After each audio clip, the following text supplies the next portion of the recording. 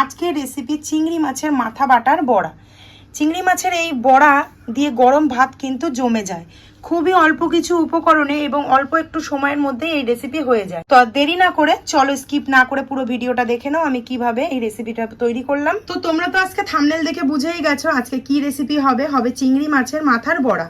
চিংড়ি মাছের দাড়িগুলোকে বাদ দিয়ে ভালো করে কেটে বেছে ধুয়ে লবণ হলুদ মাখিয়ে রেখেছি। আর এখানে কিন্তু আমি 2 দিন চিংড়ি মাছ এনেছি।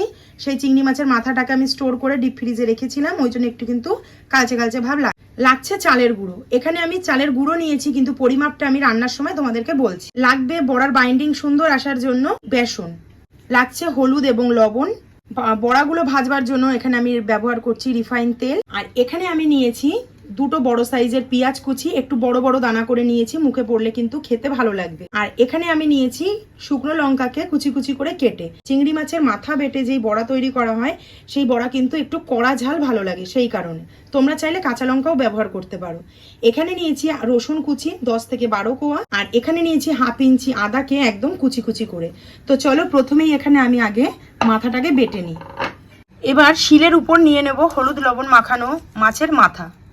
আমি এটা শিলে বাটছি, তোমরা কিন্তু চাইলে মিক্সারেও বাটতে পারো। এবার আধ ভাঙা করে মাথাটাকে বেটে নেবো, পুরো মিহি করার কিন্তু দরকার নেই।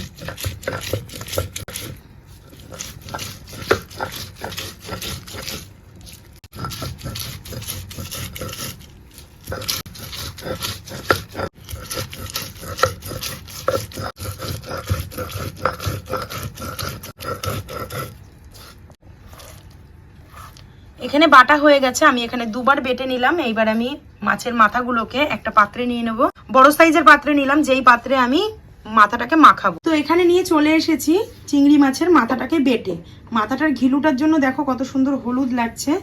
এইবার দিয়ে দেব উপর থেকে বেশ কিছুটা পরিমাণে পেঁয়াজ কুচি, দিয়ে দেব কুচানো শুকনো লঙ্কা, দিয়ে দেব রসুন কুচি, দিয়ে দেব আদা কুচি, দিয়ে দেব ছোট চামচের 1 চামচ লবণ। লবণটা কিন্তু অবশ্যই তোমরা তোমাদের স্বাদ অনুযায়ী ব্যবহার করো। ছোট চামচের 1/2 চামচ দিয়ে দেব হলুদ গুঁড়ো। বড় চামচের 2 চামচ দেব বেসন। বড় চামচের 1.5 চামচ দেব চালের গুঁড়ো। সমস্ত উপকরণকে খুব সুন্দরভাবে হাতের সাহায্যে এবার মেখে নেব।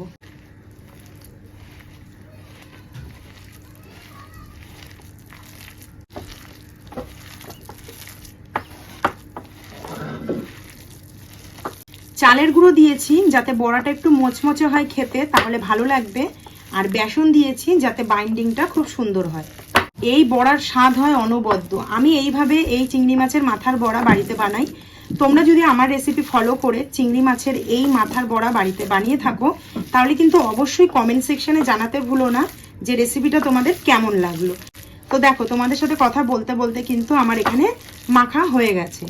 এবার তেল গরম হতে যতটুকু টাইম এটা রেস্টিংয়ে রেখে তারপর বড়াগুলো ভেজে নেব।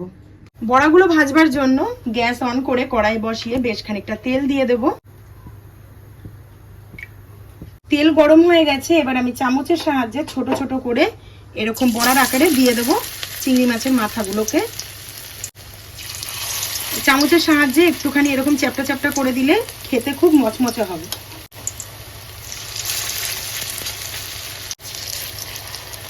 কারা কারা এভাবে চিংড়ির মাথার বড়া বাড়িতে বানাও আমাকে কিন্তু কমেন্ট সেকশনে জানিও। তোমাদের কমেন্ট পড়তে বা তার রিপ্লাই করতে আমার কিন্তু খুব ভালো লাগে। বড়াগুলো ভাজার সময় গ্যাসের ফ্লেমটাকে কিন্তু একদমই হাই করা যাবে না, লো টু মিডিয়ামে রেখে ভাজবে, তাহলে বড়াটা কিন্তু প্রপার ভাবে 2 পোর্শনটাই ভাজা হবে।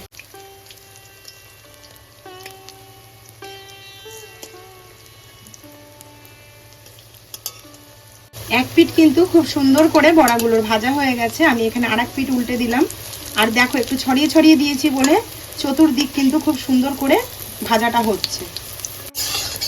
বড়াগুলো একদম মচমচে করে ভাজা হয়ে গেছে। টোটাল ভাজতে আমার এখানে 7 মিনিট মতো টাইম লেগেছে লো টু মিডিয়াম ফ্লেমে। তো বড়াগুলো এখানে ভাজা হয়ে গেছে, এবার তুলে নেব।